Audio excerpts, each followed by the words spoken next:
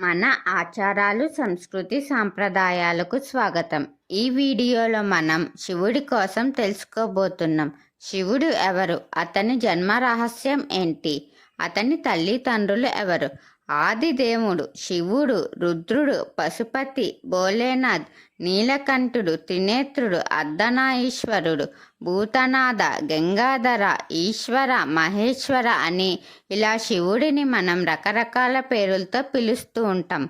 మహాశక్తి స్వరూపుడైన శివుని గురించి ప్రత్యేకంగా చెప్పవలసిన పని లేదు.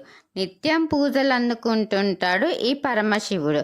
అలాంటి శక్తివంతుడైన శివయ్య శివుడి జన్మరహస్యం గురించి మనం తెలుసుకుందాం. శివపురాణం ప్రకారం, హిందూ పురాణాల ప్రకారం త్రిమూర్తులలో శివుడు ఒకడు. మొదటివాడు బ్రహ్మ, రెండవ వాడు విష్ణువు, మూడవ వాడు శివుడు. శివుడి జన్మ స్వయంగా జరిగింది అంటారు. అంటే ఆయనకు తల్లిదండ్రులు లేరు.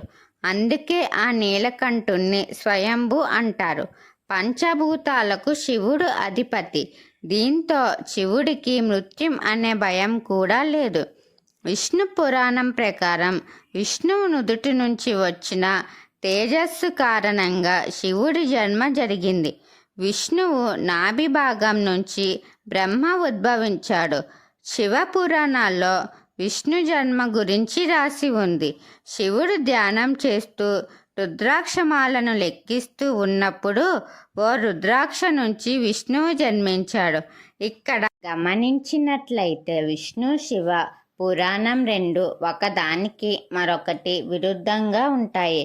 మన ఆచారాలు, సంస్కృతి, సాంప్రదాయాలు వీటి మీద మీకు ఆసక్తిగా ఉంటే నా ఛానల్ని సబ్స్క్రైబ్ చేసి అలాగే పక్కనే ఉన్న బెల్ ఐకాన్ క్లిక్ చేయండి. నా వీడియోస్ని మీరు ఆదరించి లైక్, షేర్, కమెంట్ చేయండి. ఓం శ్రీ మాత్రే నమః.